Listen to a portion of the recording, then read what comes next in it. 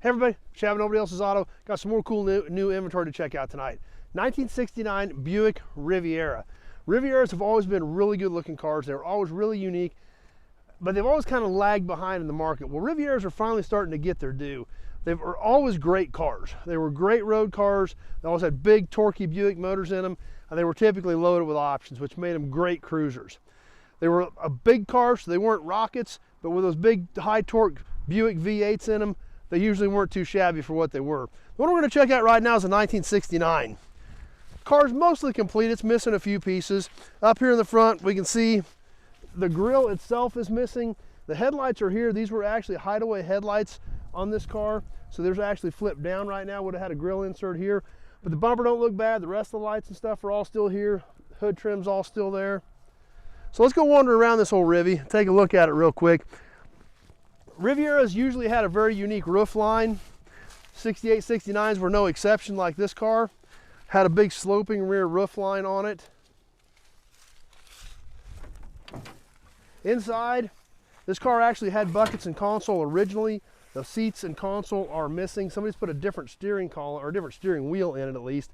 It does still have the factory tilt column in it.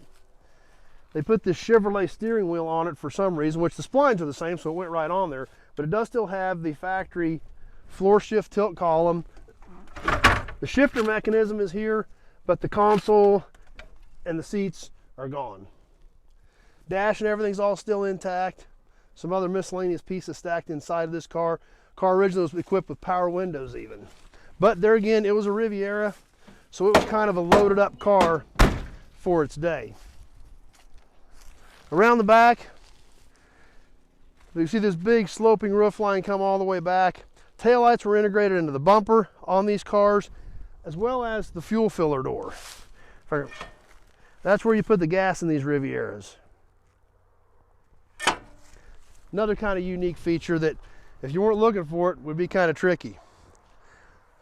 One piece unique to the 69 and 70 Riviera was this side marker light. Had the R in it. They used the same thing on the Electras and LeSabres, but they had a tri-shield, so 69, 70 Riviera were the only ones that used this little circle with the R in it, so that's a unique piece to these cars. Down this side kind of is about the same. All the trims here. Side glass is all still here. Rocker moldings, most of that stuff is still down here on the side of the car, the lower side moldings. So like I said, this car's been sitting for a long time. Obviously, see the windshield's broke. It's kind of rough around the edges, but there's a lot of really hard to find Riviera specific parts still left on this car. So let's take a peek under the hood where we see the big Buick 430. Holley carburetor, not stock. Somebody added a Holley to this, but that was the big torquey 430 that Buick used in 67, 68, and 69 before they went to the 455 in 70. We can see the radiator and fan shroud, a few pieces missing off this car. However, all the rest of this stuff back here along the firewall, most of the stuff on the engine is all still here. We can also get a look at these hideaway headlight assemblies. We can see here where they would flip up. And if you look down with that, you can see the piece of grille that would hide that. You turn them on and they would flip down.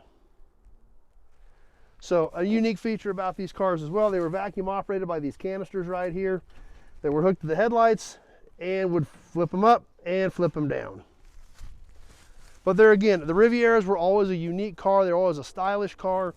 They always stood out. They always had plenty of power. They usually had a lot of options. So like I said, over the years, Rivieras really haven't gotten a lot of the respect they deserve, but they're really starting to come into their own. The boat tails obviously have gotten crazy strong.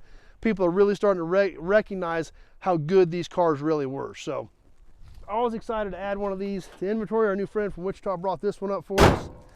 And there's going to be a lot of good pieces here that's going to help with somebody else saving their Riviera. So, got any questions about this Riviera or any of the other 2,000 cars and trucks we've got here on the ground? You can see right here, we're right in the middle of a whole bunch of these 60s era Buicks back in this section. If you got any questions, give me a shout. 620-786-4428.